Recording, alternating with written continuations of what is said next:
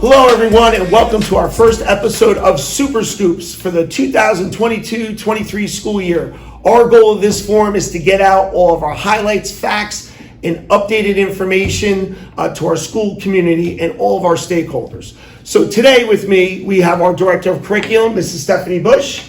We also have Mr. Dave Ytreboe, our Director of Personnel, and also our School Safety Specialist.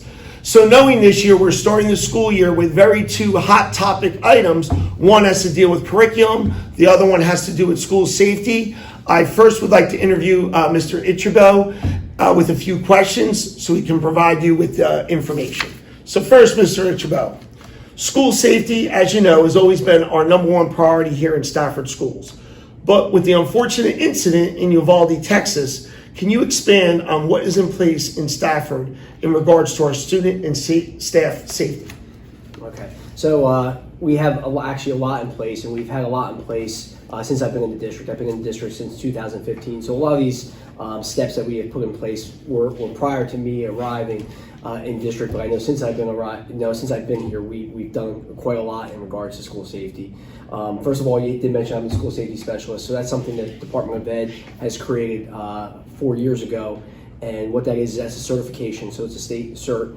And what that happens is each school district has to have one, and of course we had to do extensive training, and we have to be trained annually to still hold that cert. So what has taken place in Stafford is a lot of training with our staff members. More or less, we make sure that we do our security drills monthly.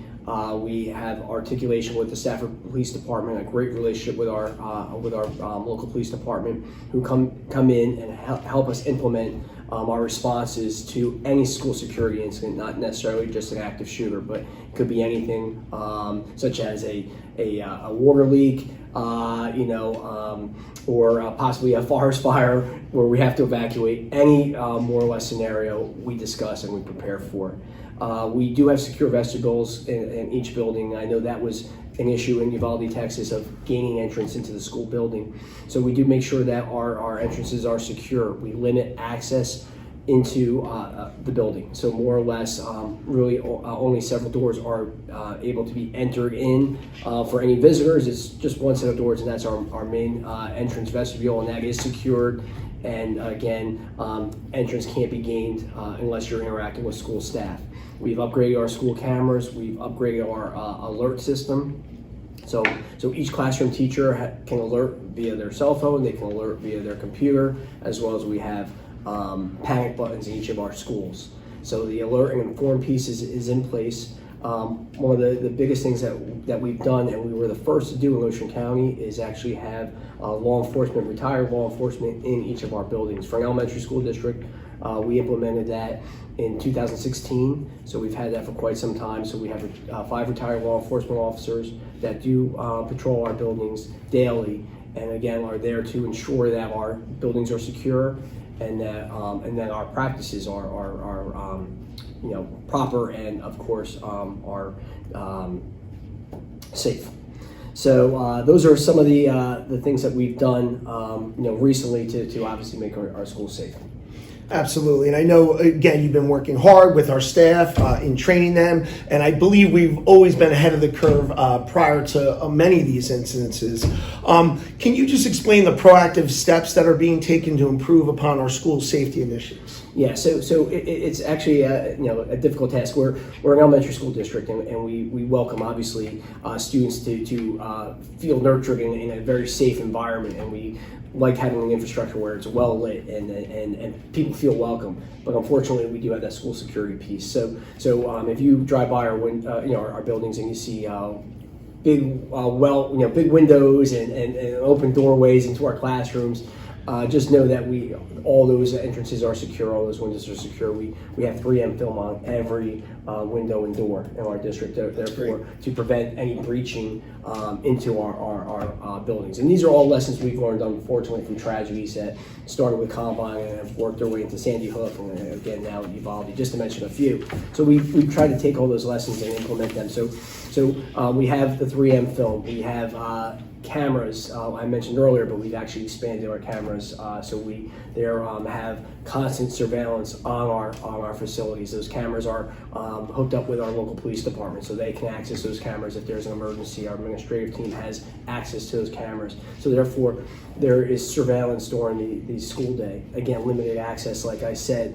With COVID, it was a challenge because we wanted to obviously ventilate our classrooms. We wanted to give our students mask breaks. And now with that, now being secondary, school safety going back to the top of the list, we are going to limit our entrances and again, make sure that if our students are out, gym class, recess, our safety officers are going to be patrolling those areas.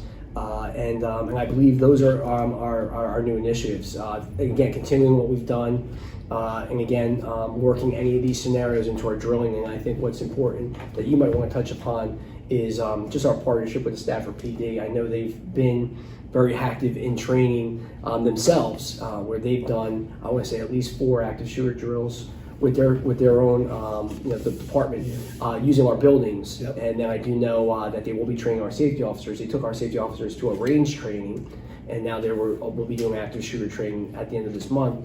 But if you want to talk about what's going on with the county. Yeah, I think that's great. Thank you, Mr. Ytreboe. Really valid, great information. Thank you for all that you do in that area of school safety. If I could just recap, like Mr. Ytreboe said, we do have a great relationship with the Stafford PD. We're always communicating with them. And in fact, I just want to let everyone know, no other school district is doing this in Ocean County that I know, but we are here in Stafford Schools because again, safety is the most important. August 31st, we're actually doing a full-scale active shooter drill with the Ocean County Sheriff's Department, with the prosecutor's office, with the state police, as well as with the Stafford Township Police Department, along with our administrative team. So it's going to be an all-day training. We're actually going to simulate the Uvalde, Texas incident, that exact scenario, and then we're going to actually all come together on acting that out and in the event we were ever in that situation. So we are actually having a full-scale drill August 31st. So we are even more prepared in the event anything was to happen here in Stafford Schools. So again, we have a great rapport with the department. We're going to continue that. Just to recap on what Mr. Ytreboe said, we have secure vestibules in all of our buildings. All of our doors will be locked at all times. We have 3M film on all of our doors and our windows, that shatterproof, special 3M tape that goes on. We have retired police officers, one in every one of our building that have a concealed weapon on them. Again, the retired police officers, mainly from Stafford Township. We also have great communication systems in place, Shared 911, that our staff utilizes. We utilize in the event there's a situation. We have great camera and surveillance system, and we are always training and working with our staff. So we're in a good shape, and we always prepare for the worst case scenario, and we'll continue to do that. So again, thank you, Mr. Ytreboe. Now shifting gears to the other hot topic is curriculum. We do know that there's been a lot of questions out there, so I'm going to turn it over down to Mrs. Bush, our Director of Curriculum, and I have a few questions for her. So welcome, Mrs. Bush. What are the requirements regarding health and physical education in our schools and the adoption of the New Jersey Student Learning Standards? Okay, great question. This year, by September, we had to adopt the 2020 standards. They actually were held off because of COVID. And what these standards do in the health and PE is address what students should know about. So this includes, in the health area, personal growth and development, emotional health, social and sex education health. In the physical education area, includes movement of skills, physical fitness, lifelong fitness. Both areas is nutrition, personal safety, drug awareness, and areas like that. And it's broken down to what can be done in a gym class and what can be done in a health education class, or also known as a family life class. Very good. Okay. Excellent. Also, what is the difference between standards and curriculum? Because sometimes that can be confusing for people. So again, the difference between standards and the curriculum. Yep. The standards come from the state, and it's like a blueprint. It is what the expectations of what a child should be able to know and do. Then at the district level, we develop our curriculum guide, and it's sort of like the pacing. How are we going to achieve that blueprint? We have the opportunity to pick the resources we're going to use, the lessons we're going to follow, and the guide. And that's how we're going to accomplish the standards. Excellent. Do students have to take the family education life portion of the health class? Because that seems to be a common question that we get. You know, does my child have to participate in the family education? They do not. Okay. The family life is outlined as standard 2.4, human relationships and sexuality. We have to include it in our curriculum guide. However, under NJSA 18-35 4.7, parents may opt out of this portion, and the student would be opted out without penalty. We would find an alternative activity for them to do. But that is the only portion of the health that they can opt out of. Excellent. That's a great answer to that. So now our community is informed. Can a parent view the health education curriculum? Yes, it's always posted. All of our curriculum areas are posted on our district website under curriculum, and the newly adopted health and physical education is posted because it was board approved at the August 8th board meeting. Excellent. So how are the new standards in health different from the LGBTQ inclusion statute passed by the 2020 school year? They are very different. And I think what happened was the LGBTQ inclusion law passed, and it was for 6th through 12th grade, kind of quietly passed during COVID. And then the standards came out that included different areas in the health sexual part of the curriculum.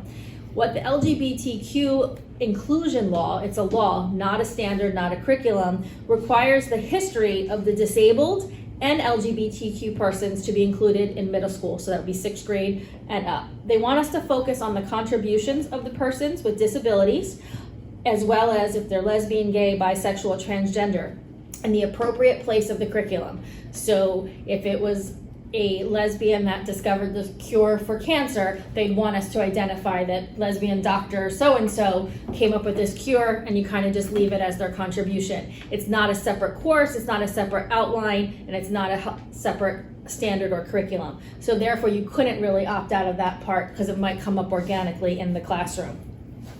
They want us to make sure that we have books so that there might be a child in the middle school that isn't sure if they identify that way, and the literature showed that these students don't have anything to identify with, so they want us to have curricula or books for the students to read that may include that. Just like you might want a book about a child in a wheelchair, they should be able to read about themselves as well.